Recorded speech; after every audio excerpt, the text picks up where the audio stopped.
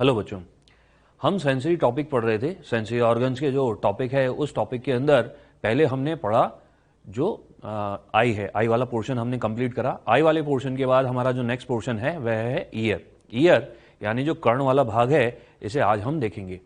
जो कर्ण या ईयर वाला भाग है, इस ईयर वाले भाग को हम फोनो रिसेप्टर के नाम से भी जानते हैं, यानी श्रवणग्राही के नाम से भी जानते हैं, या इसे हम एक नाम और देते हैं और वह है स्टेटो अकॉस्टिक ऑर्गन। अंग्रेजी में, इंग्लिश में इसे स्टेटो अकॉस्टिक ऑर्गन कहते हैं, परंतु अगर हिंदी में इसे देखें तो इसे हम श्रवण संतुलन अंग के नाम से भी जानते हैं। बच्चों, यह तो सर्वविदित है, सभी जानते हैं कि जो कान है, कानों का कार्य होता है सुनना, परंतु इसका जो मुख्य कार्य होता है वह होता है बॉडी बैलेंस, यानी शरीर के संतुलन बनाए रखने में जो कान होते हैं वह सहायता प्रदान करते हैं। इसीलिए इसे हम स्टेटो अकॉस्टिक ऑर्गन, स्टेटो का अर्थ होता है स्टैटिक यानी संतुलन, अकॉस्टिक यानी सुनना। ये जो कर्ण होते हैं, अगर हम मानव की बात करें, ह्यूमन के अंदर यह जो कर्ण है हमारे लेटरल साइड पर यानी पार्श्व सतह पर जो है वह स्थित होते हैं, आंखों के पीछे की तरफ एक जोड़ी कर्ण होते हैं। यह कर्ण को हम 3 भागों के अंदर विभाजित करते हैं। हमारा जो कान है उसे हम 3 भागों में विभाजित करते हैं, जिसे हम बाह्य कर्ण, मध्य कर्ण एवं अंतः कर्ण के नाम से जानते हैं, या इसे हम एक्सटर्नल, मिडिल एवं इंटरनल ईयर के अंदर डिवाइड करते हैं। यह जो ईयर है, इस ईयर का डायग्राम आपके एनसीईआरटी के अंदर भी दिया हुआ है। यह जो डायग्राम है ये बहुत इंपॉर्टेंट है। जैसे हम पहले भी डिस्कस कर चुके हैं कि हमारे एनसीईआरटी में जितने भी डायग्राम हैं, इन डायग्राम को हमें अच्छी तरीके से कवर अप करना है, क्योंकि नॉर्मली कई बार जो एग्जाम है, एग्जाम के अंदर जो एनसीईआरटी के डायग्राम है उन्हें देकर के उनकी लेबलिंग पूछ ली जाती है। तो यहां पर जो आपको एनसीईआरटी में डायग्राम दिया हुआ है ईयर का, वह कुछ इस तरीके से है। इस ईयर के अंदर जैसा हमने कहा कि हमने ईयर को 3 भागों में विभाजित किया, एक बाह्य, दूसरा मध्य, तीसरा अंतःकर्ण यानी एक्सटर्नल, मिडिल एवं इंटरनल ईयर। इस डायग्राम के अंदर आप अच्छी तरीके से देख सकते हैं, यहां पर यह जो भाग दिखाई दे रहा है, जो आपको येलो लाइन तक वाला एरिया दिखाई दे रहा है, यह भाग बाह्य कर्ण यानी एक्सटर्नल ईयर कहलाता है। इसके बाद यहां पर आपको कर्णपटह झिल्ली दिखाई दे रही है, इसे हम ईयर ड्रम यानी कान का पर्दा कहते हैं। कान के पर्दे के बाद यहां पर आपको यह जो पिंक कलर का एरिया दिखाई दे रहा है, यह मुख्यतः बेसिकली यह मध्य कर्ण का भाग है, मिडिल ईयर का पार्ट होता है। मध्य कर्ण के पश्चात यहां पर आपको यह जो जटिल संरचना, कॉम्प्लेक्स स्ट्रक्चर दिखाई दे रही है, इसे हम इंटरनल ईयर में डिवाइड करते हैं। यानी यहां पर हमारे पास तीनों भाग स्पष्ट आ गए। यह जो येलो वाला पार्ट है, यहां तक का भाग जो है वह बाह्य यानी एक्सटर्नल। उसके बाद ये आपको जो पिंक कलर का एरिया दिखाई दे रहा है, यह मध्य कर्ण वाला भाग है, और उसके बाद यह जो कॉम्प्लेक्स स्ट्रक्चर दिखाई दे रही है, कॉम्प्लेक्स स्ट्रक्चर जो है वह इंटरनल ईयर के अंदर कैलकुलेटेड या काउंट होती है। इसके अंदर जो भिन्न भिन्न भाग हैं, भिन्न भिन्न भागों की लेबलिंग यहां पर इस डायग्राम के अंदर दी गई है। हम जैसे जैसे भागों के बारे में पढ़ेंगे वैसे वैसे हम इन लेबलिंग्स के बारे में देखेंगे। थोड़ा सा हम यहां पर आइडिया ले लेते हैं। यहां पर बाह्य कर्ण के अंदर यह जो लंबा सा भाग दिखाई दे रहा है, यह बाह्य कर्ण का पिन्ना वाला भाग होता है, जिसे हम बाहर से इजीली देख सकते हैं। हमारे कानों के अंदर यह जो भाग है, यह बाहर से हमें इजीली दिखाई देता है। उसके बाद यह एक्सटर्नल ऑडिटरी कैनाल होती है। यह दोनों भाग जो है वह बाह्य कर्ण में इंक्लूड किए जाते हैं। इसी प्रकार से मध्य कर्ण के अंदर यहां पर यह 3 प्रकार की अस्थिकाएं होती हैं, जिन्हें हम मेलियस इनकस स्टेपिस के बारे में जानते हैं। यह जो है, इनके बारे में हम डिटेलिंग से बात करेंगे। ठीक इसी प्रकार से यह जो कॉम्प्लेक्स स्ट्रक्चर है, इस कॉम्प्लेक्स स्ट्रक्चर को हम जो है वह अंतःकर्ण के नाम से जानते हैं, जिसे हम 2 भागों में विभाजित करते हैं। यहां पर इनके जो भाग हैं, इसके बारे में हम अंतःकर्ण में डिटेल से पढ़ेंगे। केवल यहां पर यह जान लीजिए, यह कुंडलित संरचना कॉक्लिया कहलाती है, और इससे जो निकलने वाली तंत्रिका है उसे हम कॉक्लियर नर्व के नाम से जानते हैं, जो मुख्यतः सुनने में सहायता प्रदान करती है। ठीक इसी प्रकार से मध्य कर्ण के अंदर यूस्टेकियन नलिका होती है, जो वातावरणीय दाब बनाए रखने में सहायता करती है। अब हम बात कर रहे हैं सर्वप्रथम जो बाह्य कर्ण है। बाह्य कर्ण जो होता है, यह बाह्य कर्ण हमें यहां पर यह दिखाई दे रहा है। इस बाह्य कर्ण को भी हम 2 भागों में विभाजित करते हैं। बाह्य कर्ण के यह जो 2 भाग हैं, इन्हें हम कर्ण पल्लव एवं कर्ण कुहर यानी ऑडिटरी मीटर्स के रूप में विभाजित करते हैं। यह जो कर्ण है, इस कर्ण के अंदर हम बात कर रहे हैं, यह स्तनियों का लक्षण होता है, मैमल्स का लक्षण होता है। इसके अंदर जो ईयर पिन्ना वाला पोर्शन है, यह ईयर पिन्ना वाला पोर्शन मैमल्स के अंदर, ह्यूमंस के अंदर हम स्पष्टतः देख सकते हैं। लेकिन कुछ मैमल्स की बात करें, जैसे व्हेल, आप जानते होंगे कि जो व्हेल फिश है, व्हेल फिश या सील है, इन्हें हम मैमल्स में काउंट करते हैं। मैमल्स में काउंट करने के बावजूद भी यहाँ पर इनके अंदर जो ईयर पिन्ना वाला पोर्शन है वह प्रेजेंट नहीं होता। यह ध्यान रखने वाली बात है कि ह्यूमन के अंदर, जो मैमल्स के अंदर हम काउंट कर रहे हैं, उनमें ईयर पिन्ना प्रेजेंट होता है, परंतु वेल और सील जो मैमल्स में आती हैं उनके अंदर ईयर पिन्ना हमें दिखाई नहीं देता। दो भाग हो गए, एक ईयर पिन्ना और एक ऑडिटरी मीटस वाला पार्ट। यहां पर सर्वप्रथम हम बात कर रहे हैं ईयर पिन्ना की। जो ईयर पिन्ना वाला पार्ट है, यह ईयर पिन्ना वाला पार्ट हमें बाहर से दिखाई दे रहा है। ये जो हमारा भाग है यह ईयर पिन्ना कहलाता है, कर्ण पल्लव कहलाता है। यह जो ईयर पिन्ना वाला भाग होता है, इस ईयर पिन्ने के स्ट्रक्चर जो है वो पंखुनुमा फैन लाइक स्ट्रक्चर होती है, जिसका निर्माण येलो इलास्टिक कार्टिलेज पीत प्रत्यास्थ उपास्थि से होता है। यह पीत प्रत्यास्थ उपास्थि से निर्मित होता है। डायग्राम के अंदर आप देख सकते हैं, यहां पर यह जो कर्ण पल्लव वाला पार्ट है यानी ईयर पिन्ना वाला पार्ट है, इसके अंदर हमें येलो कलर की इलास्टिक कार्टिलेज दिखाई दे रही है। यह जो येलो इलास्टिक कार्टिलेज है, इसके साथ ही साथ यहां पर इसके मध्य में ट्रायंगुलर एरिया हमें यह दिखाई दे रहा है। आप यहां पर देख सकते हैं, यहां पर यह जो ट्रायंगुलर एरिया है, इस ट्रायंगुलर एरिया को हम कॉनका कहते हैं। हम इसे कॉनका कहते हैं। यह जो कॉनका है, इसका कार्य क्या होता है? जो हमारा ईयर होता है, यह ईयर जो है वो साउंड वेव्स यानी ध्वनि तरंगों को संग्रहित करता है, और संग्रहित करने के पश्चात यह जो कॉनका वाला पार्ट होता है, इस कॉनका वाले पार्ट की तरफ भेजता है। आप जो है इसे महसूस कर सकते हैं। यह जो कॉनका वाला पार्ट है, इस कॉनका वाले पार्ट से एक छिद्र अटैच होता है, जिसे हम एक्सटर्नल ऑडिटरी मीटस यानी बाह्य कर्ण कुहर कहते हैं। यह एक्सटर्नल ऑडिटरी मीटस एक कैनाल से जुड़ा होता है। यहां तक हमने ईयर पिन्ना वाली बात करी। ईयर पिन्ना या कर्ण पल्लव जो होता है, इसके साथ हमारी कुछ पेशियां अटैच होती हैं। यह जो पेशियां होती हैं, यह पेशियां मानव में वेस्टिजियल या अवशेषी होती हैं, यानी हम अपने कानों को या कर्ण को मूव नहीं करा सकते, हम अपने कानों को हिला नहीं सकते। लेकिन अगर हम बात करें नॉन प्राइमेट्स की, तो कई सारे नॉन प्राइमेट्स के अंदर आपने देखा होगा कि यहाँ पर जैसे हम बात करते हैं रैबिट या फिर अपन गाय की बात करते हैं या किसी अन्य एनिमल की बात करते हैं, तो उनके अंदर आपने देखा होगा कि ये जो एनिमल्स हैं ये अपने कानों को मूव करा सकते हैं, क्योंकि उनके अंदर यह जो पेशियां होती हैं, यह पेशियां फंक्शनल होती हैं, क्रियात्मक होती हैं। कई बार हमारे मन में यह प्रश्न आता है कि यहाँ पर हमारे अंदर जब ये पेशियां अवशेषी हैं, हम इन्हें मूव नहीं करा सकते, परंतु कई व्यक्तियों को आपने देखा होगा कि वे अपने कानों को अच्छी तरीके से मूव कराते हैं। यह किस कारण से होता है? यह बेसिकली कर्ण से रिलेटेड यानी कान से रिलेटेड पेशियों से नहीं होता, बल्कि जो गर्दन के अंदर उपस्थित पेशियां हैं, इनके अंदर संकुचन की वजह से कानों के थोड़े बहुत मूवमेंट संभव हैं, परंतु जो मुख्य मूवमेंट होते हैं, मेन मूवमेंट होते हैं, वह संभव नहीं है, क्योंकि यह मानव के अंदर मिलने वाली जो पेशियां होती हैं, कर्ण से जो रिलेटेड होती हैं, वह अवशेषी होती हैं। तो यहां पर हमने यह बात करी कि जो कर्ण पल्लव होता है वो येलो इलास्टिक कार्टिलेज का बना हुआ है, और इसके मध्य जो ट्रायंगुलर एरिया है, यह ट्रायंगुलर एरिया जो है वह कॉनका कहलाता है, जो एक्सटर्नल ऑडिटरी मीटस यानी बाह्य कर्ण कुहर से जुड़ा रहता है। छिद्र होता है एक, और यह छिद्र आगे कैनाल के रूप में कंटिन्यू करता है, जिसे एक्सटर्नल ऑडिटरी कैनाल यानी बाह्य कर्ण गुहा के नाम से जाना जाता है।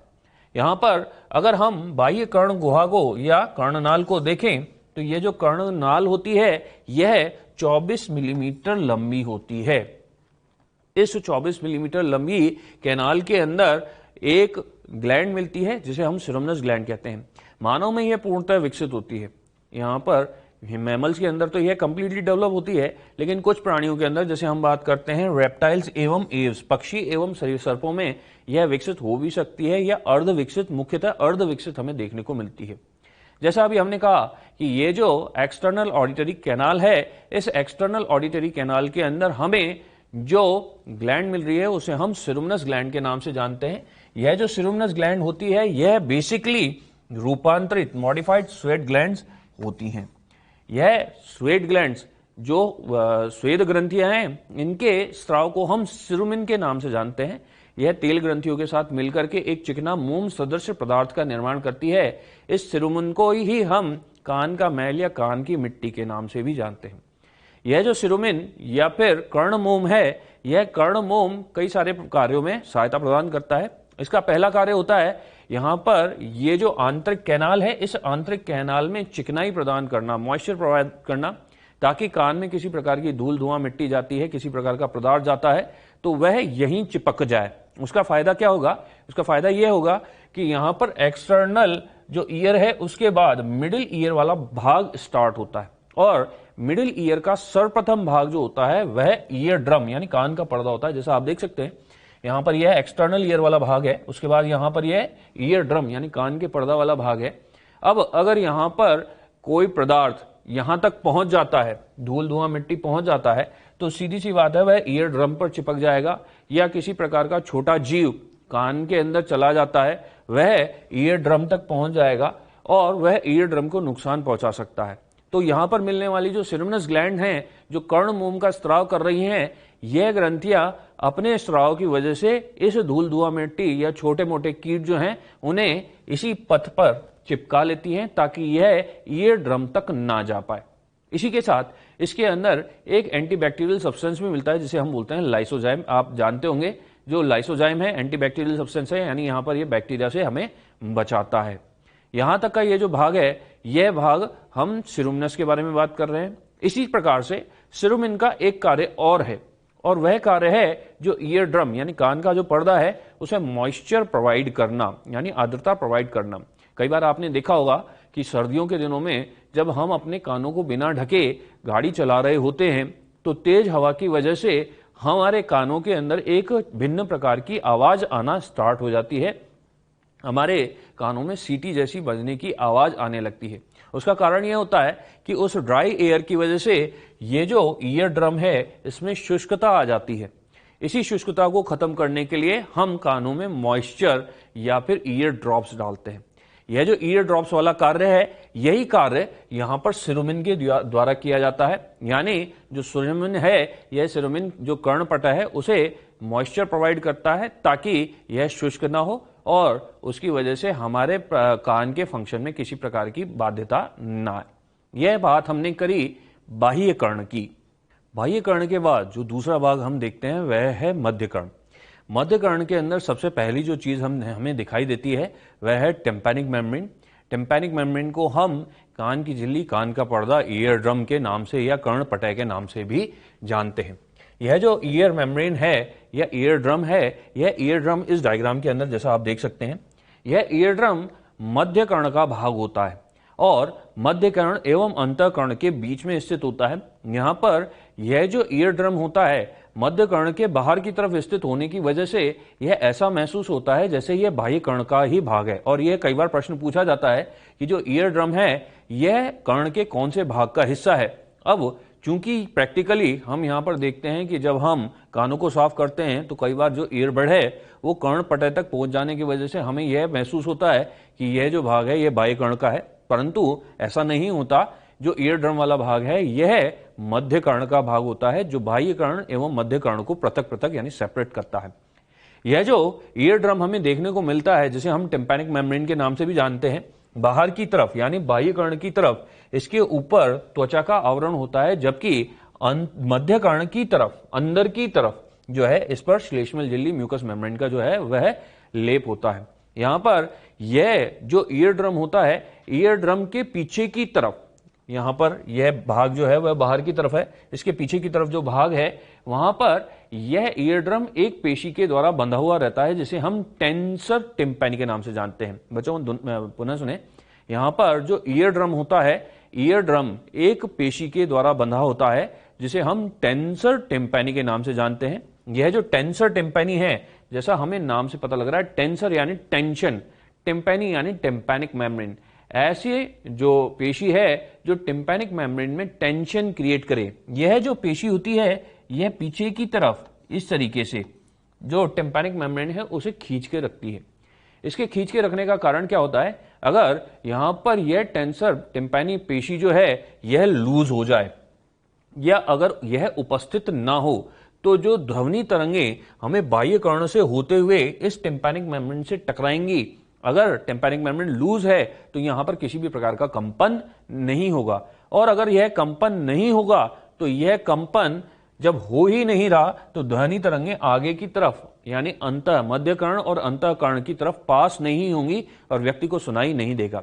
यह ठीक उसी प्रकार से है जैसे आपने देखा होगा एक जो ढोल होता है उस ढोल के ऊपर ऊपर की तरफ एक पर्दा होता है। यह जो पर्दा होता है उस पर्दे को जितना अच्छी तरीके से खींच करके रखा जाए उतनी ही बढ़िया साउंड प्रोड्यूस होती है। परंतु यदि ढोल के ऊपर मिलने वाला वह पर्दा लूज छोड़ दिया जाए तो साउंड भी प्रोड्यूस नहीं होती है। ठीक उसी तरीके से यही कार्य हमारे ईयर ड्रम का होता है। यहां पर ईयर ड्रम अगर खिंचा हुआ रहेगा, साउंड वेव्स यहां पर आएंगी, साउंड वेव्स की वजह से इस ईयर ड्रम के अंदर कंपन होंगे, वाइब्रेशन होंगे। यह वाइब्रेशन जितने अच्छे होंगे उतनी ही हमें अच्छी साउंड सुनाई देगी। तो यह कार्य होता है टिम्पैनिक मेम्ब्रेन का। इससे पहले हम बात कर चुके हैं कि यहां पर मिलने वाली जो सिनुनस ग्लैंड है, जो बाह्य कर्ण का भाग है, यह टिम्पैनिक मेम्ब्रेन को मॉइस्चर प्रोवाइड करती है। यह हमने बात करी टिम्पैनिक मेम्ब्रेन की। टिम्पैनिक मेम्ब्रेन के बाद हम बात कर रहे हैं मध्य कर्ण गुहा की।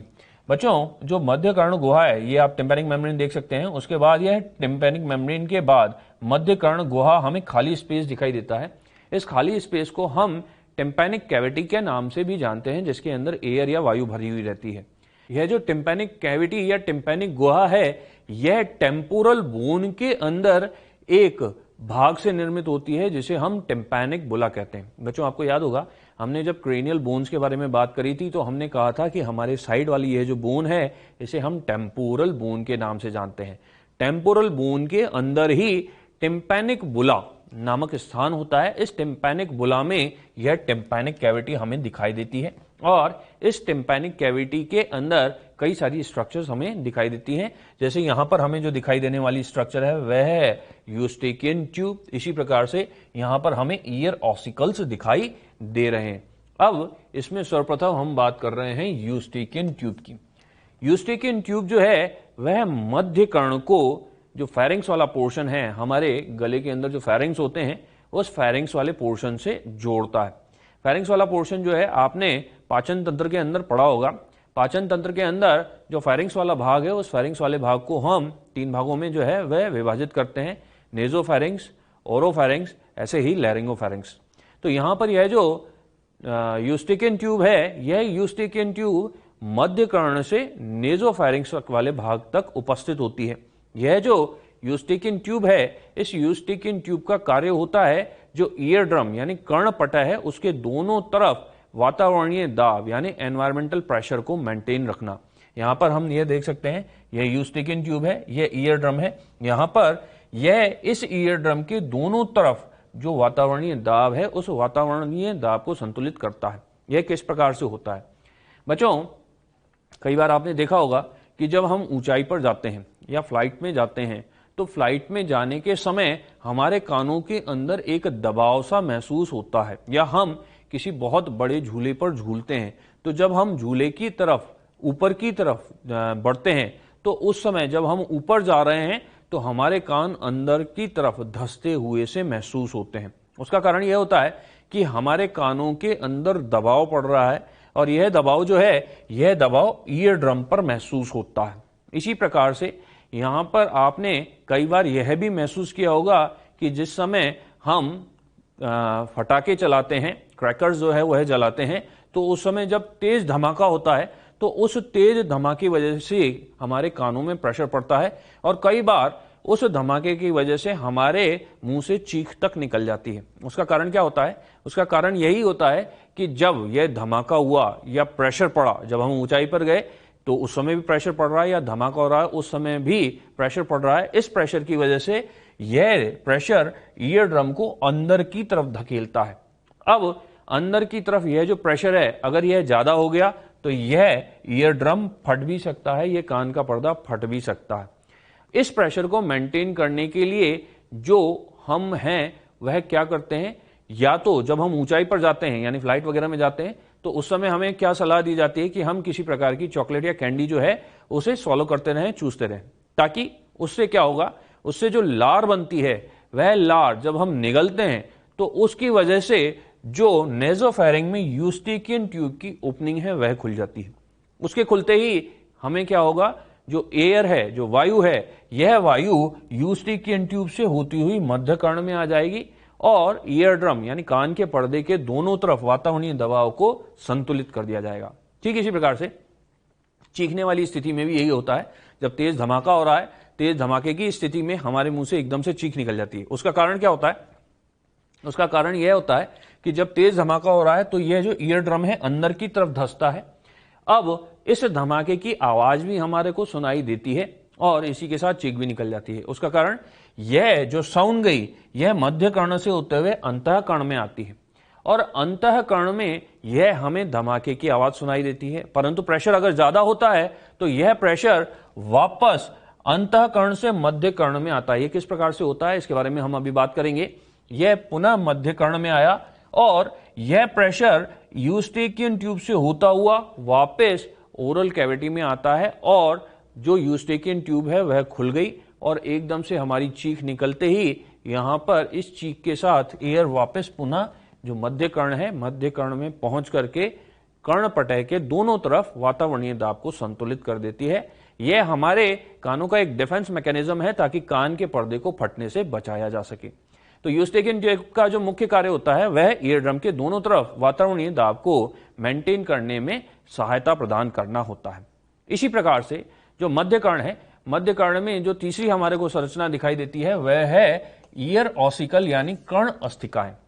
यह जो कर्ण अस्थिकाएं होती हैं, यह कर्ण अस्थिकाएं हमें तीन प्रकार की दिखाई देती हैं। जो कर्ण अस्थिकाएं होती हैं, इन कर्ण अस्थिकाओं का कार्य होता है जो साउंड वेव है इनका एम्प्लीफिकेशन, यानी यह साउंड वेव यानी ध्वनि तरंगों जो है उनके जो आवृत्ति है उसको बढ़ा देती है। यह किस प्रकार से होता है, यहां पर यह तीनों अस्थियां हमें एक चरणबद्ध श्रृंखलाबद्ध यानी सीरियली हमें दिखाई देती हैं। यहां पर सर्वप्रथम हमें जो दिखाई देती है वह दिखाई देती है मेलियस बोन। इस डायग्राम में आप देख सकते हैं यह कर्णपटय वाला भाग है। इस कर्णपटय वाले भाग के पीछे की तरफ हमें जो बोन दिखाई दे रही है यह बोन है सर्वप्रथम मेलियस। यह मेलियस जो है आप आकार से इसका अंदाजा लगा सकते हैं। यह एक हैमर लाइक बोन होती है, हथौड़े नुमा बोन होती है जिसका एक भाग ईयर ड्रम से अटैच होता है और दूसरा भाग जो है वह इनकस बोन से अटैच होता है। यह जो बोन होती है यह बेसिकली जॉ बोन के मॉडिफिकेशन होते हैं यानी जबड़े की अस्थियों के रूपांतरण होते हैं। अगर हम बात करें मेलियस की तो मेलियस जो है वो है आर्टिकुलर अस्थि का रूपांतरण होती है। यह प्रश्न पूछा जाता है। यह कर्ण अस्थिकाएं बहुत इंपॉर्टेंट है क्योंकि मध्य कर्ण के अंदर जो मुख्य प्रश्न बनते हैं वह इन कर्ण अस्थिकाओं एवं इनके अंदर मिलने वाले जॉइंट्स के ऊपर बहुत सारे प्रश्न बनते हैं। तो यह ध्यान रखने वाली आवश्यकता है कि सर्वप्रथम जो हमें बोन मिल रही है यह मिल रही है मेलियस। इसका आकार हैमर लाइक होता है और यह आर्टिकुलर बोन का जो है वह रूपांतरण होती है। इसका टेल वाला पार्ट जो है वह ईयर ड्रम से अटैच होता है और हेड वाला जो पोर्शन है यह इनकस बोन से अटैच होता है।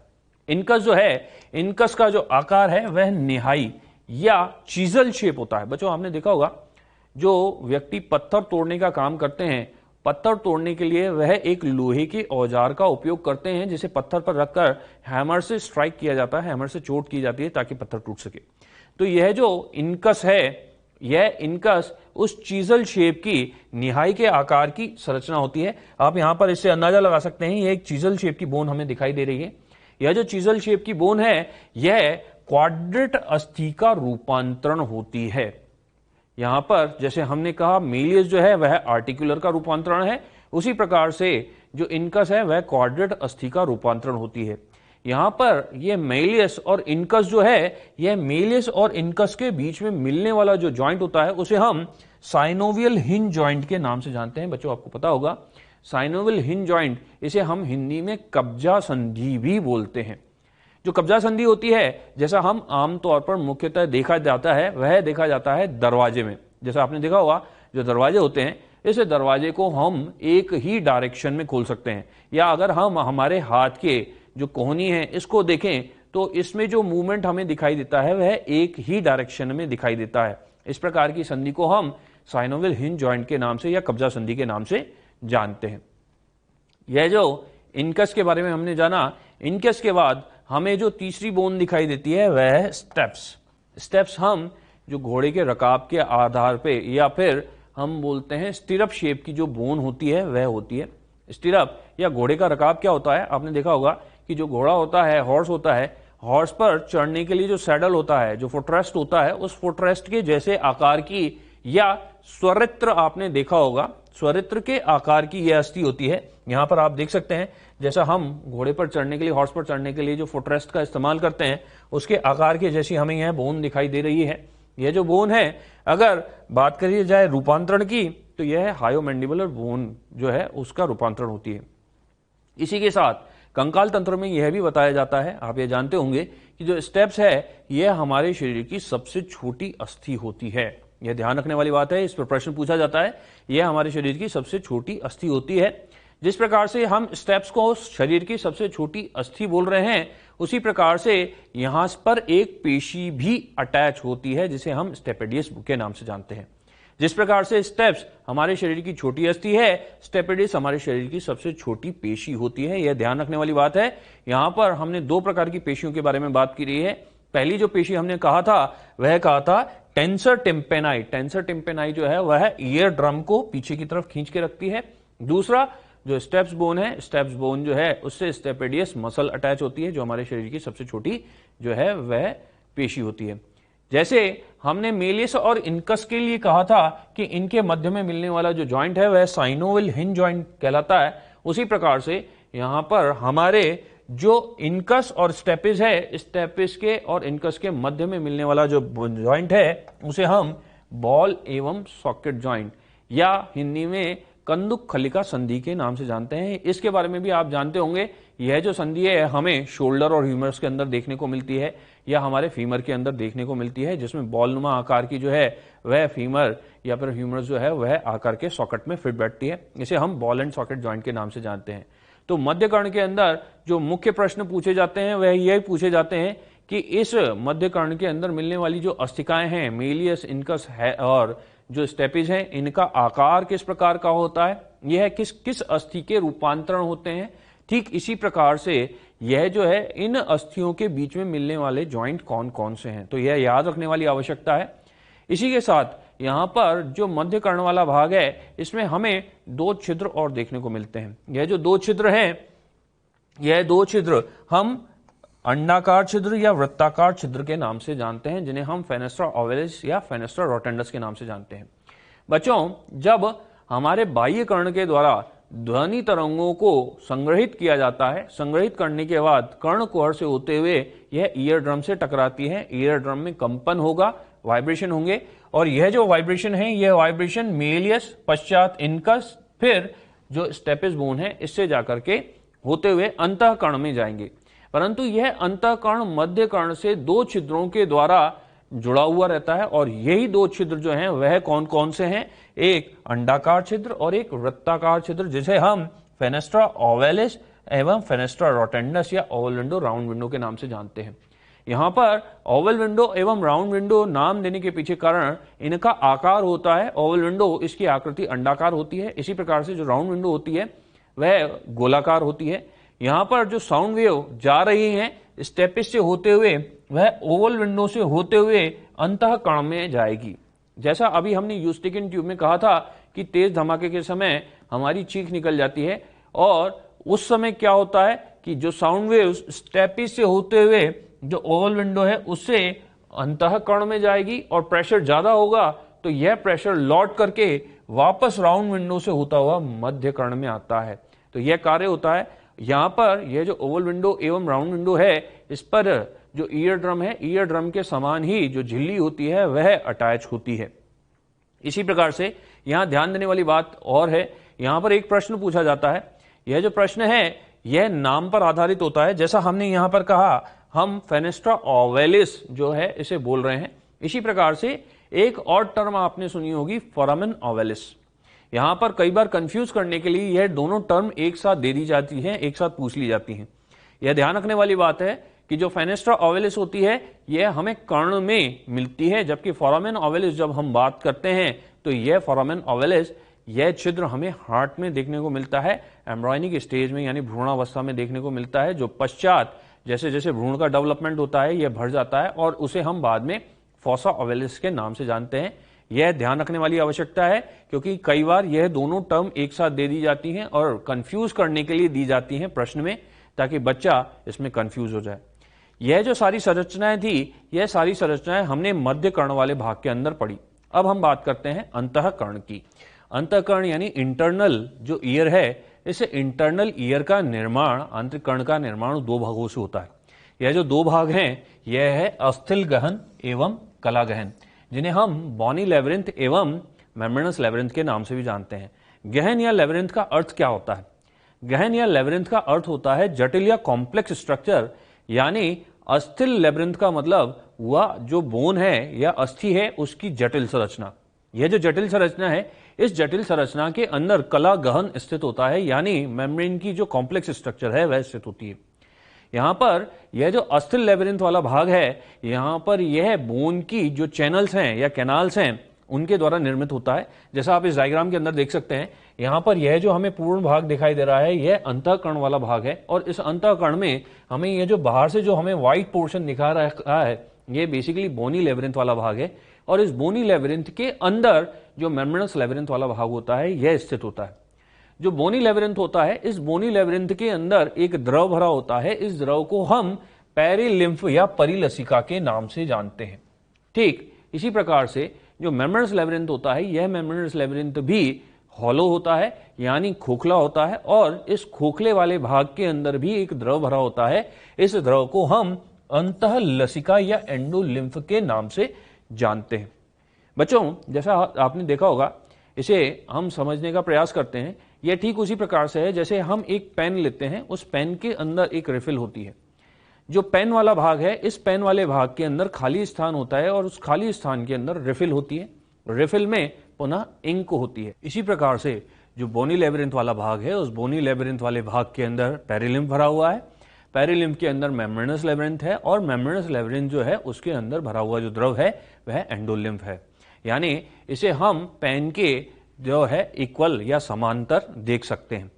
अब यहां पर यह जो अंतःकर्ण है, इस अंतःकर्ण को हम दो भागों में विभाजित कर रहे हैं। यह जो दो भाग हैं, यह है वेस्टिब्युलर भाग एवं कॉक्लियर भाग।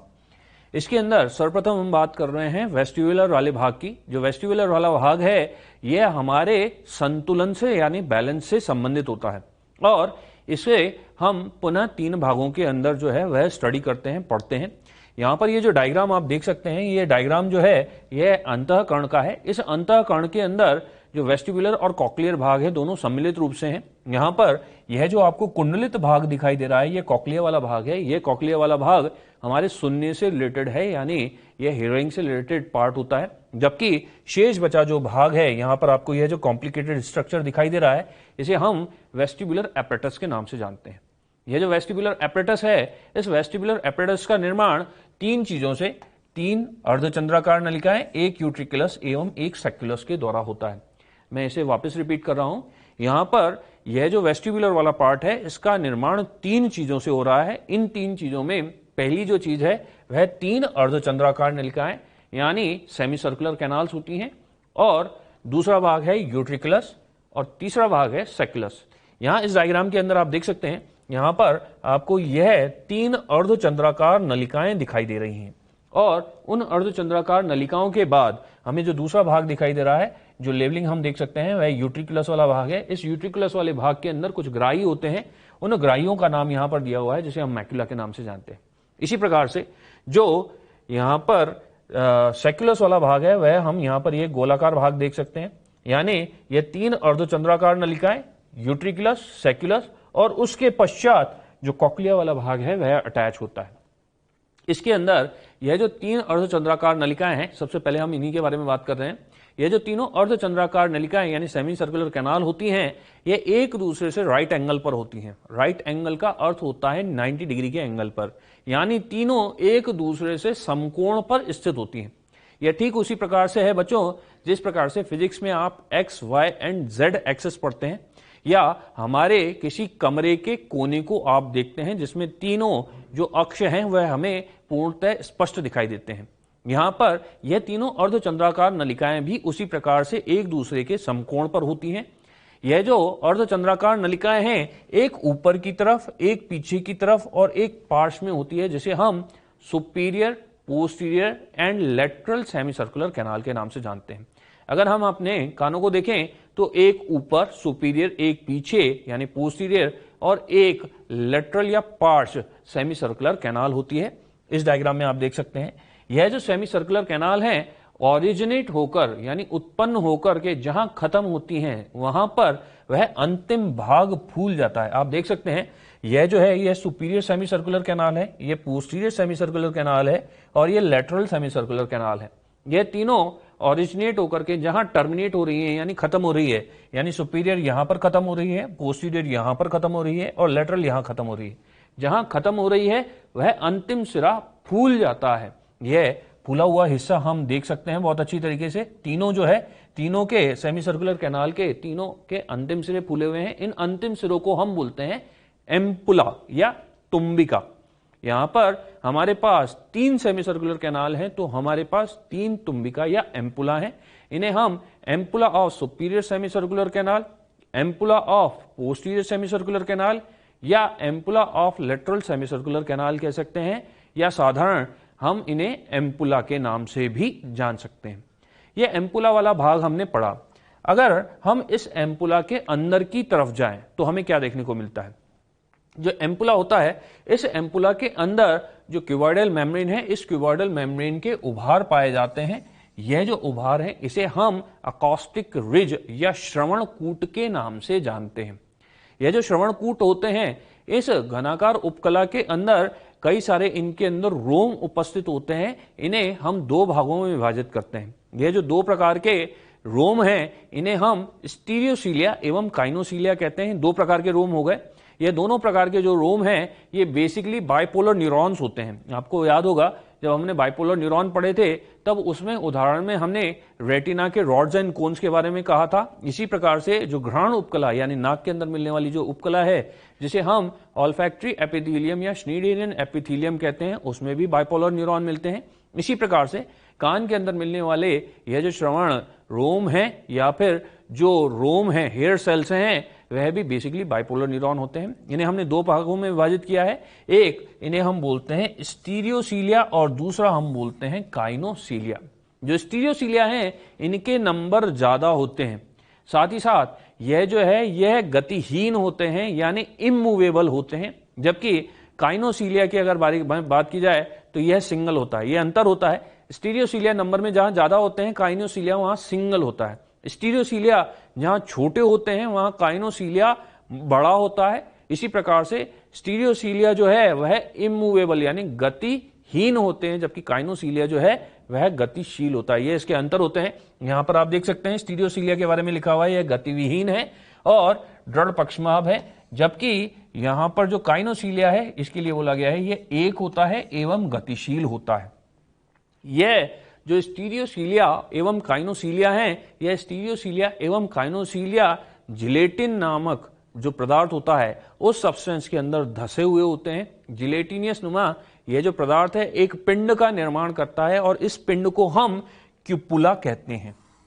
यहां पर यह क्यूपुला, स्टीरियोसीलिया, काइनोसीलिया, यह सारी संरचना, अकॉस्टिक रिज, यह सारी संरचना मिलकर के क्रिस्टा का निर्माण करते हैं। यह जो संरचना बनाती है वह क्या कहलाती है? क्रिस्टा। अब चूंकि यह क्रिस्टा कहां है? एम्पुला में, इसीलिए इस क्रिस्टा को हम क्रिस्टा एम्पुलैरिस के नाम से भी जानते हैं। यह जो क्रिस्टा एम्पुलैरिस है यह हमें डायनेमिक या काइनेटिक इक्विलिब्रियम के अंदर हेल्प करता है। यह क्रिस्टा दिखाई किस प्रकार से देते हैं यह हम देखने का प्रयास करते हैं। यहां पर यह जो संरचना है यह बेसिकली एम्पुला के अंदर की है। याद कीजिए अभी हमने कहा था कि जो 3 सेमी सर्कुलर कैनाल हैं, यानी जो तीनों अर्धचंद्राकार नलिकाएं हैं, ये अपने अंतिम सिरे पर फूल रही हैं और इस अंतिम सिरे को हमने जो फूला हुआ था इसे हमने एम्पुला का नाम दिया था। यहां पर यह एम्पुला हमें बाहर से दिखाई दे रहा है। ये जो है सेमी सर्कुलर कैनाल और ये वाला भाग जो हमें दिखाई दे रहा है वह एम्पुला है। इस एम्पुला के अंदर हमने इसे डिटेल जूम व्यू में देखा है। यहां पर आप देख सकते हैं जैसा अभी हमने कहा था, एम्पुला के अंदर क्यूबॉइडल एपिथेलियम जो है, यह क्यूबॉइडल एपिथेलियम हमें दिखाई दे रही है। क्यूबॉइडल एपिथेलियम के जो है अकॉस्टिक रिज होते हैं, उभरा हुआ भाग होता है। यह जो श्रवणकूट या अकॉस्टिक रिज है इसमें हमें दिखाई देती हैं हेयर सेल्स। अभी हमने कहा था हेयर सेल्स 2 प्रकार की होती हैं, एक स्टीरियोसीलिया, एक काइनोसीलिया। 2 प्रकार की हैं जिसमें स्टीरियोसीलिया के नंबर ज्यादा है। आप देख सकते हैं यहां पर यह जो है यह स्टीरियोसीलिया हमें दिखाई दे रहे हैं और उनके मध्य में जो काइनोसीलिया है एक बड़ा भाग यह हमें दिखाई दे रहा है।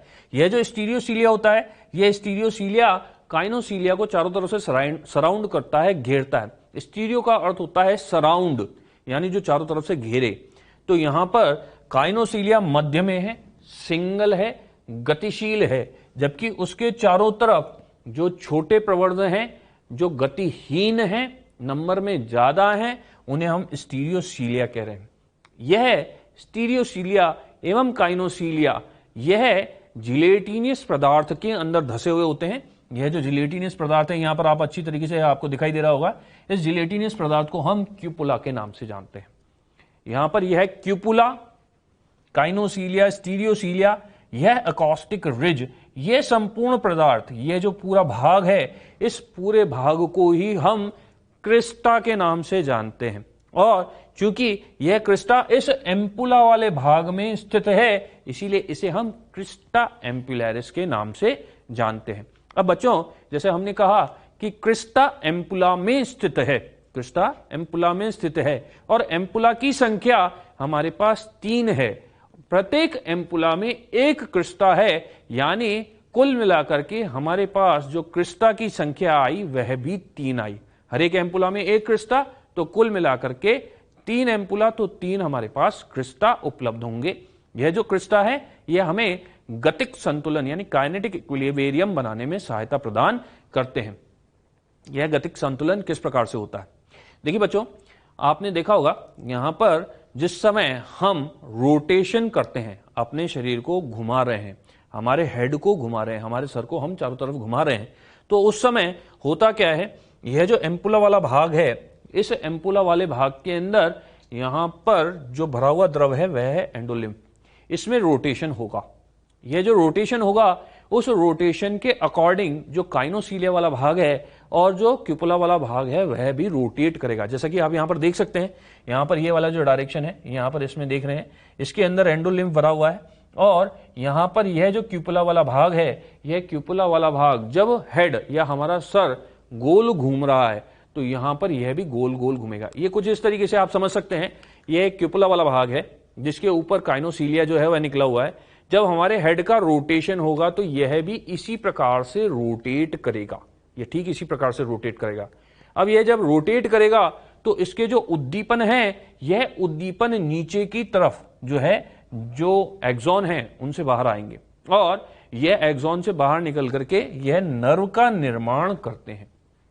बच्चों, यहां पर जो हेयर सेल है, जैसा हमने कहा था, यह बाइपोलर न्यूरॉन होते हैं। बाइपोलर न्यूरॉन के नीचे की तरफ जो एक्सॉन वाला भाग होता है, यह एक्सॉन वाला भाग मिलकर के नर्व का निर्माण करता है। तो इसके अंदर भी वही वाली चीज है।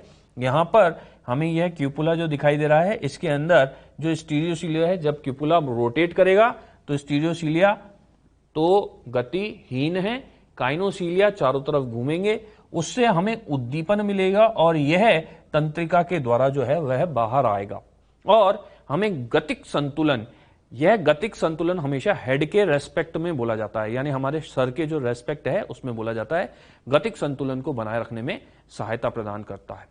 बच्चों, ये हमने बात करी जो तीनों अर्धचंद्राकार नलिकाओं के अंदर मिलने वाले जो एम्पुला के अंदर क्रिस्टा है उसके बारे में।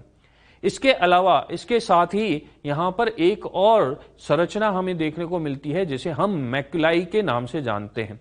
मैक्युलाई, अभी हमने जो डायग्राम देखा था, इस डायग्राम के अंदर हम यहां पर देख सकते हैं, यह जो है, यह मैक्युला आप यहां पर लिखा हुआ देख सकते हैं। हमने कहा यह मैक्युला स्थित तो होता है जो यूट्रिकुलस, ये वाला भाग हमने यूट्रिकुलस के नाम से जाना था। इसके बाद यह सेक्युलस वाला भाग था। इस यूट्रिकुलस एवं सेक्युलस के अंदर मैक्युला स्थित होते हैं।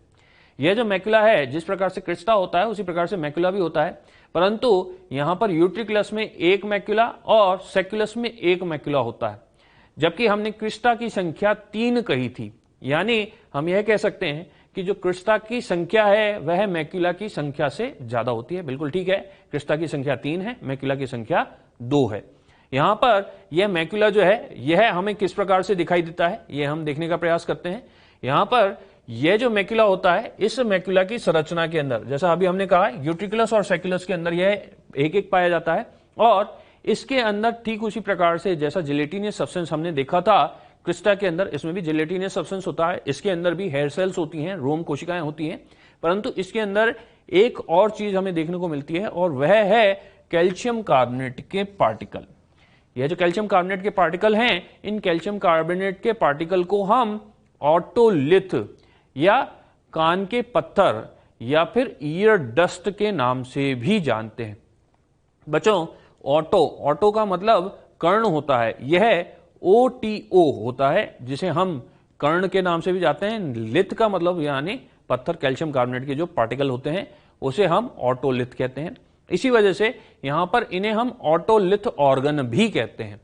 यह जो ऑटोलिथ है, इस ऑटोलिथ के अंदर जो संवेदी जो रोम कोशिकाएं हैं उनसे अगेन नीचे की तरफ जो है एक्सॉन जो निकल रहे हैं वह तंत्रिकाओं का निर्माण करेंगी, और यह तंत्रिकाएं जो है जो क्रिस्टा से निकलने वाली तंत्रिका है उस तंत्रिका के साथ जाकर के मिल जाती है, और यह तंत्रिका मिल करके, दोनों तंत्रिकाएं मिल करके जो वेस्टिबुलर नर्व है, इस वेस्टिबुलर नर्व का निर्माण करती है।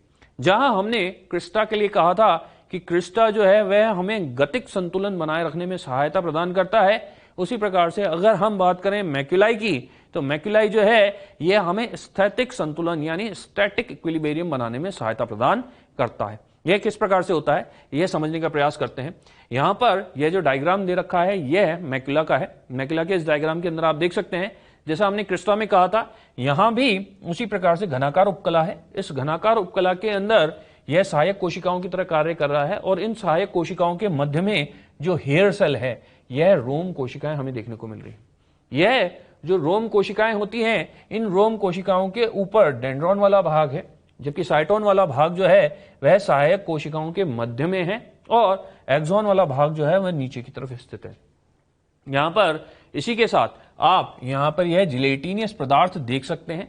यह जो जिलेटिनियस पदार्थ है, इस जिलेटिनियस पदार्थ के अंदर कैल्शियम कार्बोनेट के पार्टिकल उपस्थित हैं। इन कैल्शियम कार्बोनेट के पार्टिकल्स को हम ऑटोलिथ यानी ईयर डस्ट बोल रहे हैं।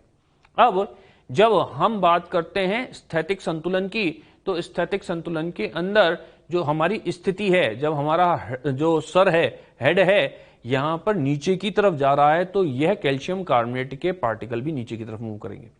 याद कीजिए, यहां पर हमारा सर नीचे की तरफ जा रहा है तो कैल्शियम कार्बोनेट के पार्टिकल भी नीचे की तरफ मूव कर रहे हैं, या गुरुत्वाकर्षण उन पार्टिकल को नीचे की तरफ खींच रहा है। तो जब हम बात करते हैं स्थैतिक संतुलन की, यह हमेशा गुरुत्वाकर्षण के सापेक्ष बात की जाती है। इसी प्रकार से हमने जब क्रिस्टा की बात करी थी तो हमने उसे हेड के रोटेशन के आधार पर बात करी थी। यह ध्यान देने वाली बात है कि जब भी बात की जाती है क्रिस्टा की या गतिक संतुलन की, तो हम हेड के रेस्पेक्ट में बात करते हैं। स्थैतिक संतुलन की बात की जाती है तो गुरुत्वाकर्षण के सापेक्ष में बात की जाती है। हमने सर नीचे की तरफ किया, गुरुत्वाकर्षण इस कैल्शियम कार्बोनेट के पार्टिकल को अपनी तरफ खींचेगा। यहां पर यह कैल्शियम कार्बोनेट के पार्टिकल नीचे की तरफ जा रहे हैं। नीचे की तरफ जाएंगे तो जो उद्दीपन मिलता है, यह उद्दीपन नीचे इन एक्सॉन से होते हुए जो वेस्टिबुलर नर्व है उस वेस्टिबुलर नर्व में जाएगा, और वेस्टिबुलर नर्व जो है वो हमें संतुलन बनाने के लिए प्रेरित करता है विपरीत दिशा में। जैसा आपने देखा होगा, महसूस किया होगा कि अगर हम आगे की तरफ सर को झुका रहे हैं तो कैल्शियम कार्बोनेट नीचे की तरफ जाएंगे, नीचे की तरफ गुरुत्वाकर्षण खींचेगा, तो जो बैलेंस बनाने की प्रक्रिया होगी वह विपरीत दिशा में होगी। अगर उद्दीपन हमें नीचे की तरफ ही मिला तो हम और नीचे की तरफ झुकेंगे और गिर जाएंगे। यहां पर जो हमें उद्दीपन मिल रहा है वह पीछे की तरफ बैलेंस बनाने के लिए प्रेरित करता है। इस प्रकार से यहां पर जो क्रिस्टा है एवं मैक्युलाई है, यह दोनों मिलकर के गतिक एवं स्थैतिक संतुलन बनाने में सहायता प्रदान करते हैं। दोनों के जो एक्सॉन है यह मिलकर के वेस्टिबुलर नर्व का निर्माण करती है, और वेस्टिबुलर नर्व जो है वह आगे जाकर के कॉक्लियर नर्व से मिलती है, और दोनों मिलकर के 8वीं कपालीय तंत्रिका ऑडिटरी नर्व का निर्माण करती हैं। यह हमने बात करी जो वेस्टिबुलर एपरेटस है, वेस्टिबुलर उपकरण है, उस वेस्टिबुलर उपकरण का कार्य क्या होता है। अब हम बात कर रहे हैं कॉक्लियर वाले भाग का। अंतःकरण में वेस्टिबुलर एपरेटस के बाद जो दूसरा भाग है वह है कॉक्लिया। कॉक्लिया जो है यह एक कुंडलित भाग होता है। यहाँ पर आपने जैसे जो जलेबी वाली जो संरचना देखी है, उस जलेबी नुमा संरचना वाली जो है स्थिति कॉक्लिया में हमें देखने को मिलती है। पर यहाँ पर जो मिलने वाली कुंडलियां होती हैं, यह मानव में 2 सही 3/4 या जिसे हम 2.25 भी बोलते हैं, यह इतनी कुंडलियां हमें मानव के अंदर, कान के अंदर देखने को मिलती है। याद कीजिए, जब हमने अंतःकरण बोला था तब अंतःकरण के अंदर हमने कहा था यह 2 चीजों से मिलकर बना होता है, एक बोनी लेबिरिंथ और एक मेम्ब्रेनस लेबिरिंथ। उस बोनी लेबिरिंथ के अंदर जो मेम्ब्रेनस लेबिरिंथ वाला भाग है वह स्थित होता है। बोनी लेब्रिंथ के अंदर सर्वप्रथम द्रव भरा होता है जिसे हम पेरिलिम्फ कहते हैं, और उस पेरिलिम्फ में मेम्ब्रेनस लेब्रिंथ है। यह मेम्ब्रेनस लेब्रिंथ भी खोखला है और इसके अंदर भी द्रव भरा होता है जिसे हम बोलते हैं एंडोलिम्फ। कॉक्लिया वाले भाग के अंदर यह जो मेम्ब्रेनस लेब्रिंथ है, इस मेम्ब्रेनस लेब्रिंथ की वजह से कक्ष का निर्माण होते हैं। यह जो कक्ष हैं, यह कक्ष 3 प्रकार के कक्ष जो है वह बन जाते हैं। एक बोनी लेब्रिंथ है। बोनी लेब्रिंथ के अंदर मेम्ब्रेनस लेब्रिंथ मध्य में उपस्थित होने की वजह से एक कक्ष ऊपर की तरफ और एक कक्ष नीचे की तरफ बनता है। जो ऊपर वाला कक्ष है, उस ऊपर वाले कक्ष को हम स्केला वेस्टिबुलाई के नाम से, जबकि नीचे वाले कक्ष को हम स्केला टिम्पैनी के नाम से जानते हैं। यह बोनी लेब्रिंथ में, अब जैसा हमने कहा था कि बोनी लेब्रिंथ के अंदर जो भरा हुआ द्रव है वह है पेरिलिम्फ। पेरिलिम्फ के अंदर जो मेम्ब्रेनस लेब्रिंथ है वह है। अब इसमें भी वही स्थिति है कि ऊपर वाला जो कक्ष है उसके अंदर पेरिलिम्फ भरा हुआ है क्योंकि वह बोनी लेब्रिंथ का भाग है। इसी प्रकार से अगर हम बात करें स्केला टिम्पैनी की, तो वह भी बोनी लेब्रिंथ का भाग है, उसमें भी पेरिलिम्फ भरा हुआ है। बीच में मेम्ब्रेनस लेब्रिंथ का जो बना हुआ भाग है उसे हम बोल रहे हैं स्केला मीडिया, क्योंकि यह दोनों के मध्य में आया, इसीलिए हम इसे स्केला मीडिया कह रहे हैं। और जैसा हमने कहा था, मेम्ब्रेनस लेब्रिंथ के अंदर जो भरा हुआ द्रव है वह है एंडोलिम्फ, तो स्केला मीडिया के अंदर हमें जो देखने को मिलता है वह होता है एंडोलिम्फ। अगर इसे हम समझने का प्रयास करें डायग्रामेटिकली, तो यहां पर यह डायग्राम हमें देखने को मिलता है। इस डायग्राम के अंदर जैसा आप देख सकते हैं, जैसा हमने अंतःकरण में कहा था, अंतःकरण के अंदर सर्वप्रथम हमें यह ऊपर की तरफ 3 अर्धचंद्राकार नलिकाएं सेमी सर्कुलर कैनाल दिखाई दे रही हैं, जिनसे अटैच भाग यह वाला जो है यह है यूट्रिकुलस। उसके बाद यह जो भाग हमें दिखाई दे रहा है यह है सेक्युलस, और यहां पर यह जो कुंडलित भाग दिखाई दे रहा है यह है कॉक्लिया। यहां पर जो कॉक्लिया है, इस कॉक्लिया के अंदर बोनी लेब्रिंथ और मेम्ब्रेनस लेब्रिंथ वाले दोनों भाग हैं। यहां पर इसे अगर हम कार्ड के रूप में देखें तो यहां पर यह जो बात है जो हमें बाहर से दिखाई दे रहा है, जो बोन वाला हिस्सा है, उसके मध्य में यह मेम्ब्रेनस लेब्रिंथ वाला भाग दिखाई दे रहा है। अब इस मेम्ब्रेनस लेब्रिंथ वाले भाग की वजह से यहां पर जो बोन है यह हमें कक्षों में विभाजित दिखाई देती है। यह मेम्ब्रेनस लेब्रिंथ के वजह से एक कक्ष ऊपर की तरफ बन रहा है, एक कक्ष नीचे की तरफ बन रहा है। इस कक्ष को जो इस मेम्ब्रेनस लेब्रिंथ के ऊपर की तरफ है, इसे हम स्केला वेस्टिबुलाई के नाम से, इसी प्रकार से नीचे की तरफ बनने वाला जो कक्ष है उस कक्ष को हम स्केला टिम्पैनी के नाम से जानते हैं। इन दोनों कक्षों के मध्य में जो मेम्ब्रेनस लेब्रिंथ की वजह से कक्ष का निर्माण होता है मध्य में, उसे हम बोल रहे हैं स्केला मीडिया। यहां पर यह जो कक्ष बोनी लेब्रिंथ के हैं, जो हमने स्केला वेस्टिबुलाई और स्केला टिम्पैनी बोला, क्योंकि बोनी लेब्रिंथ के अंदर भरा हुआ द्रव जो था वह था पेरिलिम्फ, तो इसमें भी भरा हुआ जो द्रव हमें मिलेगा वह मिलेगा पेरिलिम्फ। इसी प्रकार से स्केला मीडिया जो मेम्ब्रेनस लेब्रिंथ का भाग है, मेम्ब्रेनस लेब्रिंथ में एंडोलिम्फ भरा हुआ था, तो इसके मध्य में भी हमें जो भरा हुआ द्रव दिखाई देगा वह होता है एंडोलिम्फ। इस स्केला मीडिया वाला जो भाग है, इस स्केला मीडिया वाले भाग को हमने जूम करके यहां पर दिखाया गया है। यहां पर यह पूरा भाग जो हमें देखने को मिल रहा है यह स्केला मीडिया वाला भाग है। आप इमेजिन करें, यह स्केला मीडिया वाला जो भाग है, इसके ऊपर की तरफ जो मिलने वाला कक्ष है वह हो गया स्केला वेस्टिबुलाई, जबकि नीचे वाला जो हो गया वह है स्केला टिम्पैनी। यानी इसके ऊपर वाले जो भाग है उसमें भरा हुआ द्रव पेरिलिम्फ है, इसके नीचे वाला जो कक्ष है उसके अंदर जो भरा हुआ द्रव है वह भी पेरिलिम्फ है, जबकि इसके अंदर जो भरा हुआ द्रव है वह है एंडोलिम्फ। इसी प्रकार से यहां पर जो स्केला वेस्टिबुलाई जो ऊपर कक्ष है और यह स्केला मीडिया है, इन दोनों को मेम्ब्रेनस लेब्रिंथ की जो मेम्ब्रेन पृथक कर रही है, इस मेम्ब्रेन को हम रीजनर मेम्ब्रेन के नाम से जानते हैं। ये ध्यान रखने वाली बात है बच्चों, यह प्रश्न पूछा जाता है यहां पर कौन कौन सी मेम्ब्रेन किस किस कक्ष को किस प्रकार से पृथक कर रही हैं। तो पहला जो है इसमें वह है कि इसके ऊपर मिलने वाला जो स्केला वेस्टिबुलाई और स्केला मीडिया है, उनके मध्य में मिलने वाली यह जो मेम्ब्रेन हमें दिख रही है, इसे हम रीजनर मेम्ब्रेन के नाम से जानते हैं। रीजनर मेम्ब्रेन स्केला वेस्टिबुलाई और स्केला मीडिया को पृथक कर रही है।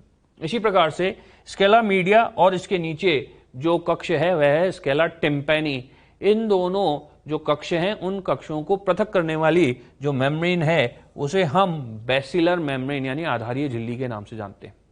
यह आधारीय झिल्ली मीडिया को टिम्पैनी से पृथक कर रही है। इसी प्रकार से यहां पर यह जो आधारीय झिल्ली होती है, इस आधारीय झिल्ली पर हमें एक ऑर्गन या एपरेटस देखने को मिलता है जिसे हम ऑर्गन ऑफ कॉर्टाई के नाम से जानते हैं। यहां पर आप ये जो पूरा संपूर्ण संरचना देख रहे हैं ये ऑर्गन ऑफ कॉर्टाई है। इसे ऑर्गन ऑफ कॉर्टाई को जो है समझने का प्रयास करते हैं। इसमें भी ठीक उसी प्रकार से संरचनाएं हमें देखने को मिलती हैं जिस प्रकार से हमें क्रिस्टा और मैकेलाई के अंदर देखने को मिलती थी। जैसे हमने क्रिस्टा और मैकेलाई में कहा था, वहां पर सहायक कोशिकाएं हमें देखने को मिल रही हैं, यहां भी हमें सहायक कोशिकाएं देखने को मिल रही हैं। यह जो सहायक कोशिकाएं हैं भिन्न भिन्न प्रकार की होती हैं। यह जो कोशिकाएं हैं चूंकि हमारे स्कोप में नहीं है तो इसलिए हम इनकी डिटेल स्टडी नहीं कर रहे हैं, परंतु यहां पर मिलने वाली ये जो सहायक कोशिकाएं हैं, इन सहायक कोशिकाओं में पुनः रोम कोशिकाएं होती हैं। जैसा हमने पहले भी बात करी थी कि जो रोम कोशिकाएं यानी जो हेयर सेल्स होती हैं, ये हेयर सेल्स बाइपोलर न्यूरॉन के मॉडिफिकेशन होते हैं। तो यहां पर जो बाइपोलर न्यूरॉन होते हैं, उन बाइपोलर न्यूरॉन का जो साइटोन वाला भाग है वो इन सहायक कोशिकाओं के मध्य में स्थित है, जबकि डेंड्रॉन वाला भाग ऊपर की तरफ निकला हुआ है। ये जो आप ब्लू कलर का भाग देख रहे हैं, ये ब्लू कलर वाला भाग डेंड्रॉन वाला भाग है, जबकि बाइपोलर न्यूरॉन के जो एक्सॉन वाला भाग है वह नीचे की तरफ निकल रहे हैं। आप यहां पर ये नीचे की तरफ देख सकते हैं, और यह एक्सॉन मिल करके आगे जाकर के कॉक्लियर नर्व का निर्माण करते हैं, और कॉक्लियर नर्व हमें सुनने में सहायता प्रदान करती है। यह कॉक्लियर नर्व जो वेस्टिबुलर एपरेटस से निकलने वाली वेस्टिबुलर नर्व है उसके साथ मिलकर के ऑडिटरी नर्व का निर्माण करती है। ये हमने एक बात करी। यहां पर ये जो सहायक कोशिकाएं और हेयर सेल यानी रोम कोशिकाएं हैं, इनके साथ यहां पर एक और जिलेटिनियस पदार्थनुमा जो मेम्ब्रेन है हमें देखने को मिलती है। यह जिलेटिनियस मेम्ब्रेन जो है उसे हम टेक्टोरियल मेम्ब्रेन के नाम से जानते हैं। यह टेक्टोरियल मेम्ब्रेन जो रोम कोशिकाओं के डेंड्रॉन वाले भाग हैं उन्हें प्रेस करके रखती है, और आगे जब ध्वनि तरंगें आएंगी तो ये इन्हें प्रेस करेंगी और सुनने का उद्दीपन कॉक्लियर नर्व की तरफ जो है वह भेजती है। इसी के साथ जो एक और संरचना है वह हमें देखने को मिलती है। यहां पर आप देख सकते हैं ये जो सहायक कोशिकाएं हैं, इन सहायक कोशिकाओं के बीच में ट्राइंगुलर एरिया हमें दिखाई दे रहा है। इसे टनल ऑफ कॉर्टाई के नाम से जाना जाता है। ये जो टनल ऑफ कॉर्टाई है, इस टनल ऑफ कॉर्टाई के अंदर एक द्रव भरा होता है जिसे हम कॉर्टिल लिम्फ के नाम से जानते हैं। बच्चों, यह प्रश्न पूछा जाता है कि टनल ऑफ कॉर्टाई जो है, टनल ऑफ कॉर्टाई के अंदर जो भरा हुआ द्रव है वह कौन सा होगा। अब इसमें जैसा मैंने कहा यहां पर भरा हुआ जो द्रव है कॉर्टिल लिम्फ है, अभी आपने सुना, परंतु जब प्रश्न आता है तो उस समय जो ऑप्शन उसमें दिए जाते हैं, उन ऑप्शंस के अंदर कॉर्टिल लिम्फ भी होता है, पेरी लिम्फ भी होता है, एंडो लिम्फ भी होता है। वहां हमें एक कंफ्यूजन क्रिएट होता है, और वह कंफ्यूजन यह है कि यहां पर यह जो संपूर्ण भाग है, जो ऑर्गन ऑफ कॉर्टाई वाला भाग है, यह स्केला मीडिया के अंदर स्थित है, और स्केला मीडिया के अंदर जो भरा हुआ द्रव है वह है एंडोलिम्फ। एंडोलिम्फ होने की वजह से यहां जो टनल ऑफ कॉर्टाई है, उस टनल ऑफ कॉर्टाई में भी एंडोलिम्फ होना चाहिए। फिर यहां पर उपस्थित द्रव को हम एक पृथक नाम कॉर्टिल लिम्फ क्यों बोल रहे हैं, यहां पर भी एंडोलिम्फ ही बोलना चाहिए। यहां पर हम इसे एंडोलिम्फ इसलिए नहीं बोलते क्योंकि एंडोलिम्फ और कॉर्टिल लिम्फ के अंदर मिलने वाली जो आयन है, उन आयन की सांद्रताओं में भिन्नता देखने को मिलती है।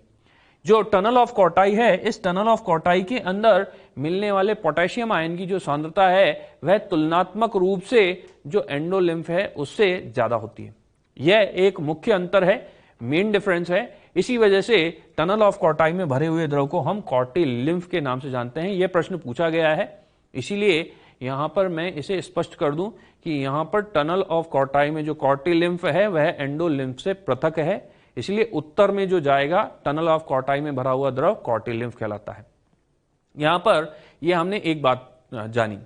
इसी के साथ आपको याद होगा जब हम मध्य कर्ण पढ़ रहे थे तो मध्य कर्ण में हमने दो छिद्रों के बारे में जाना था। यह जो दो छिद्र थे वह थे फेनेस्ट्रा ओवेलिस एवं फेनेस्ट्रा रोटेंडस। आपको याद होगा यह जो फेनेस्ट्रा ओवेलिस है, यह फेनेस्ट्रा ओवेलिस और फेनेस्ट्रा रोटेंडस हम यहां पर देख सकते हैं, जिन्हें हम Oval window and round window के नाम से जानते थे।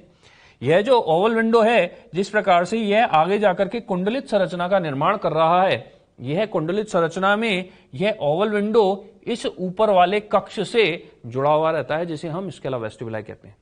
जब ध्वनि तरंगें आती हैं, तो जब हमने कहा था कि कान के अंदर जो ध्वनि तरंगें आ रही हैं, यह ध्वनि तरंगें आकर के जो स्केला वेस्टिबुलाई वाला भाग है, इस स्केला वेस्टिबुलाई वाले भाग में जाएगी।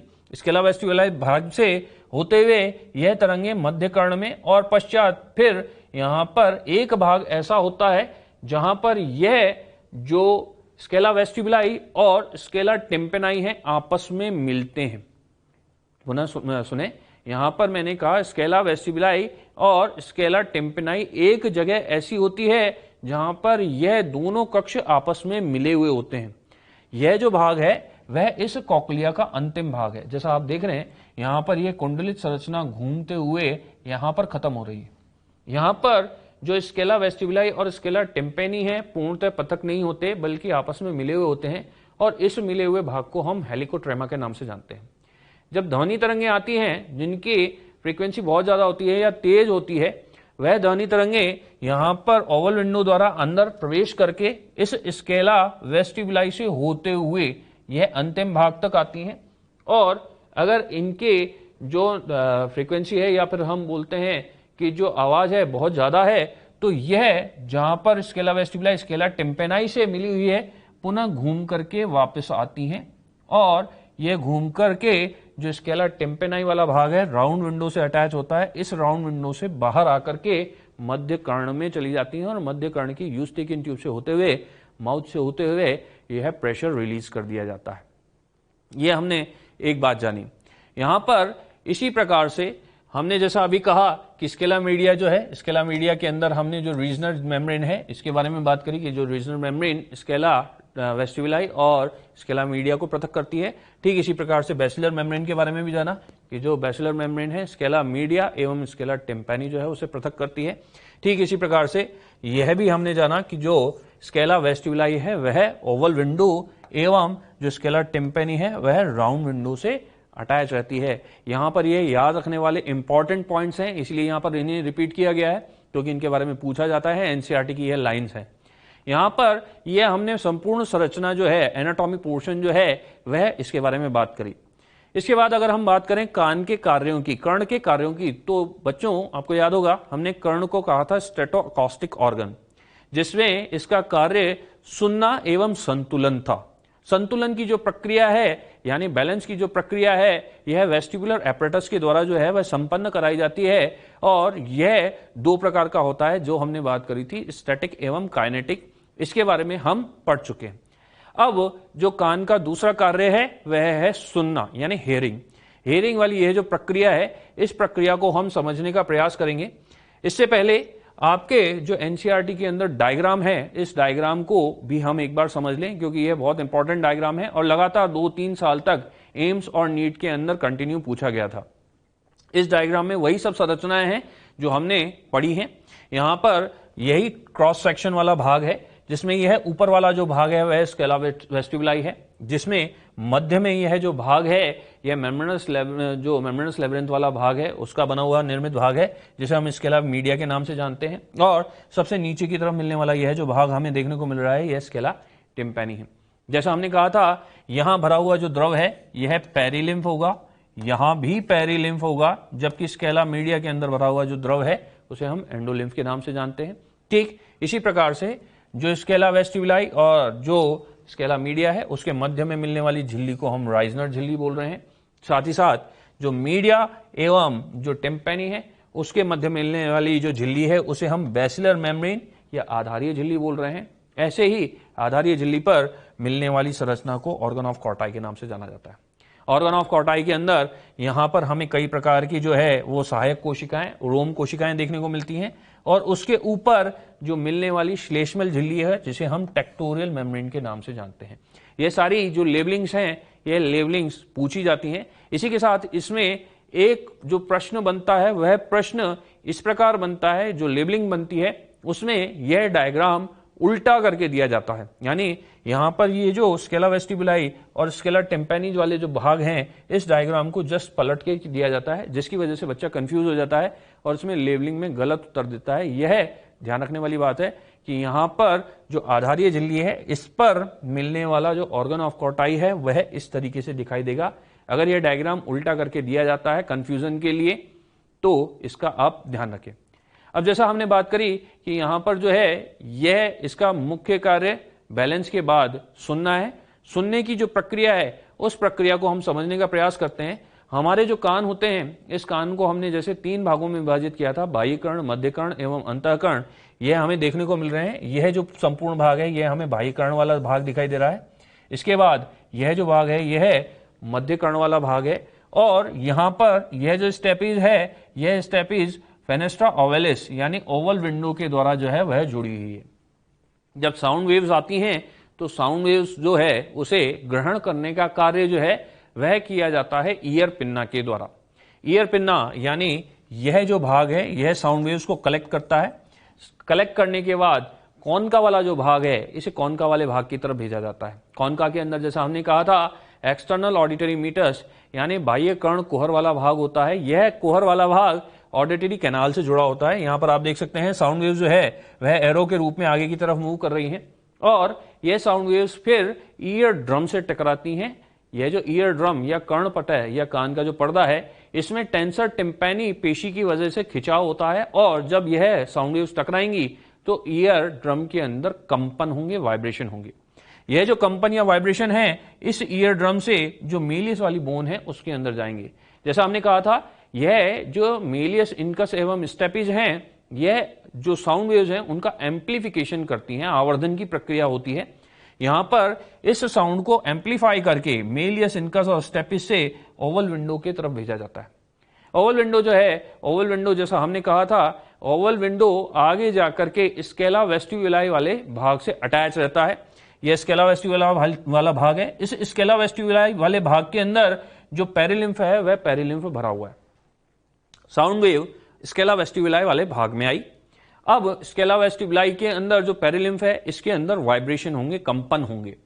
यह कंपन ठीक उसी प्रकार से होते हैं जैसा बच्चों आपने देखा होगा कि एक जल से भरा हुआ जो पात्र है या फिर एक तालाब है, उस तालाब के अंदर अगर हम एक पत्थर फेंकते हैं या कोई वस्तु डालते हैं तो उसके अंदर जो वेव्स हैं, जो रिपल्स हैं, तरंगे हैं, उन तरंगों का निर्माण होता है। यह तरंगे जो निर्मित हुई, यह तरंगे इस स्केला वेस्टिब्यूलाई पेरिलिम्फ वाले भाग से यह रीजनल मेम्ब्रेन को क्रॉस करके स्केला मीडिया वाले भाग में आती हैं। ये जो मध्य में आपको भाग दिखाई दे रहा है, यह स्केला मीडिया वाला भाग है। तो अब रीजनल मेम्ब्रेन को यह तरंगे क्रॉस करके स्केला मीडिया के एंडोलिम्फ में आएंगी। एंडोलिम्फ के अंदर भी ये तरंगे संचरित होंगी। संचरित होने के पश्चात स्केला मीडिया के अंदर हमने एक संरचना पढ़ी थी, ऑर्गन ऑफ कॉर्टाई। उस ऑर्गन ऑफ कॉर्टाई के अंदर हमने जाना था एक झिल्ली थी जिसे हमने टेक्टोरियल मेम्ब्रेन के नाम से जाना था।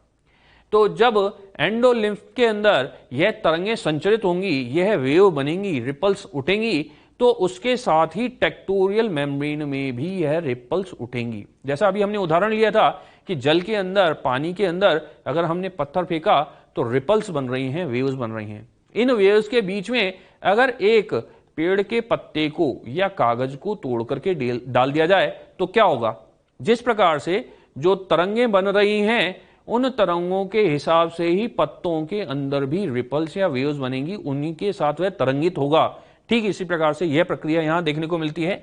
जब इसके अंदर तरंग या वेव बन रही है एंडोलिम्फ में और टेक्टोरियल मेम्ब्रेन उस एंडोलिम्फ में है, तो जिस प्रकार से एंडोलिम्फ तरंगित होगा उसी प्रकार से टेक्टोरियल मेम्ब्रेन या झिल्ली भी तरंगित होगी। और यह टेक्टोरियल मेम्ब्रेन आपको याद होगा जो ऑर्गन ऑफ कॉर्टाई की रोम कोशिकाएं हैं, उन रोम कोशिकाओं को प्रेस करती हैं। तो जब यह टेक्टोरियल मेम्ब्रेन प्रेस करेगी तो यहां से जो उद्दीपन है, यह उद्दीपन रोम कोशिकाओं से होते हुए रोम कोशिकाओं के नीचे जो एक्सॉन है उस एक्सॉन में जाएंगे और एक्सॉन वाला भाग जो है वह कॉक्लियर नर्व का निर्माण करता है, जो आगे जाकर के ऑडिटर नर्व का निर्माण कर रहा है, यानी वह मस्तिष्क के ऑडिटरी वाले भाग में जाएगा। इसी के साथ आपको याद होगा हमने कहा था कि जो स्केला वेस्टिब्यूलाई है और स्केला टिम्पेनाई है, जहां पर कॉक्लिया समाप्त होती है वहां पर यह मिल जाते हैं। इस डायग्राम के अंदर वह भाग देखने को हमें मिल रहा है। यह जो ऊपर वाला कक्ष है जिसे हम स्केला वेस्टिब्यूलाई के नाम से जानते हैं और नीचे वाला जो कक्ष है स्केला टिम्पेनाई है। जब यह कुंडलित होता हुआ अंतिम भाग पर पहुंचेंगे तो यह स्केला वेस्टिब्यूलाई और टिम्पेनाई आपस में मिलते हुए महसूस होते हैं, यानी यहां पर यह पूरी तरीके से पृथक नहीं होते। और इसी अंतिम भाग को हमने हेलिकोट्रेमा के नाम से भी जाना था।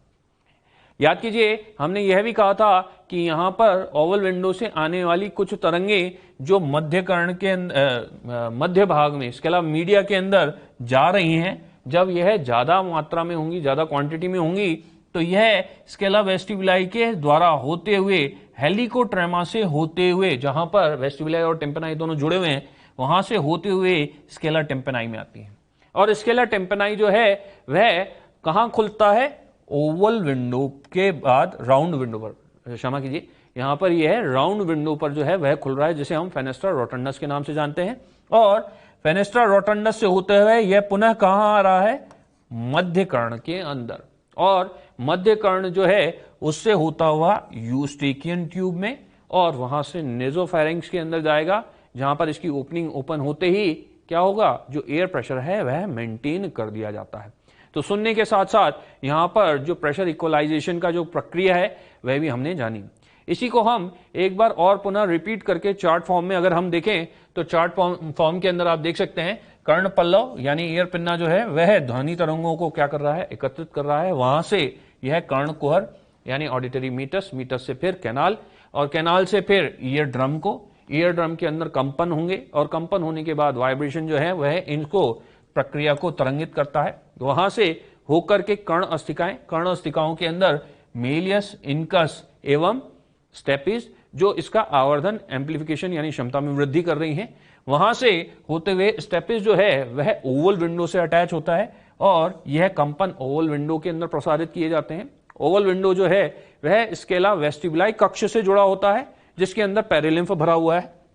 यहां पर हम यह देख सकते हैं स्केला वेस्टिबुलाई के जो पेरिलिम्फ है उसके अंदर तरंगें उत्पन्न होंगी, ठीक इसी तरह से जिस प्रकार से हमने कहा था कि जो जल है उसके अंदर रिपल्स या वेव्स का निर्माण हो रहा है। यह रिपल्स या वेव्स जो हैं स्केला वेस्टिबुलाई के बाद रीजनल मेम्ब्रेन को क्रॉस करती हैं, और रीजनल मेम्ब्रेन से होते हुए यह स्केला मीडिया के अंदर जाती हैं। स्केला मीडिया के अंदर जो एंडोलिम्फ है उस एंडोलिम्फ में ये वेव्स पास होती हैं। अब जो कंपन होंगे वह एंडोलिम्फ के अंदर होंगे, और एंडोलिम्फ के अंदर जो ऑर्गन ऑफ कॉर्टाई है उस ऑर्गन ऑफ कॉर्टाई के अंदर भी कंपन होना प्रारंभ हो जाएंगे। ऑर्गन ऑफ कॉर्टाई के अंदर कंपन का अर्थ है जो ऑर्गन ऑफ कॉर्टाई के ऊपर स्थित टेक्टोरियल मेम्ब्रेन है उसके अंदर तरंग या वेव्स बनना स्टार्ट होंगी, और यह जो टेक्टोरियल झिल्ली है, यह टेक्टोरियल मेम्ब्रेन जो ऑर्गन ऑफ कॉर्टाई के अंदर मिलने वाली रोम कोशिकाएं या हेयर सेल्स हैं उन्हें प्रेस करती हैं, उन्हें दबाती हैं, और यह उद्दीपन इन रोम कोशिकाओं के अंदर जाते हैं। यह जो रोम कोशिकाओं के अंदर उद्दीपन गया, यह उद्दीपन जो सहायक कोशिकाओं के मध्य में इनका साइटोन वाला भाग है वहां से होते हुए इनके अंतिम सिरे यानी एक्सॉन में जाएगा, और यह जो एक्सॉन है यह एक्सॉन मिल करके जो है वह नर्व का निर्माण कर रहे हैं, जिसे हम कॉक्लियर नर्व कह रहे हैं। अब चूंकि यहां पर यह जो उद्दीपन है इन्हें ग्रहण किया जा रहा है और इन्हें दूरस्थ भाग में जो है भेजा जा रहा है, तो याद कीजिए जहां पर यह उद्दीपन ग्रहण करके दूरस्थ भाग में भेजा जाता है उस तरीके के तंतु को हम अभिवाही तंतु भी बोलते हैं। यह जो अभिवाही तंतु हैं यानी जो नर्व्स हैं यह आगे जाकर के कॉक्लियर नर्व का निर्माण करेंगी, और यह कॉक्लियर नर्व जो है वह वेस्टिबुलर नर्व के साथ मिलकर के श्रवण तंत्रिका 8th ऑडिटरी नर्व और 8th cranial nerve auditory nerve का निर्माण करती है। और यह जो ऑडिटरी नर्व है यह ऑडिटरी एरिया में जाएगा जो ब्रेन के अंदर स्थित होता है। ब्रेन के जो टेम्पोरल लोब वाला भाग है उसके अंदर हमने यह पढ़ा था ऑडिटरी जो एरिया है वह स्थित होता है। वहां पर इस साउंड वेव्स का एनालाइज होगा। एनालाइज होने के साथ हमें यह बताया जाएगा कि यहां पर क्या शब्द या क्या जो वर्ड है वह बोला जा रहा है। इसी के साथ हमारा जो कर्ण वाला भाग है वह संपूर्ण होता है और जो सेंसरी ऑर्गन वाला पोर्शन है यह कंप्लीट होता है।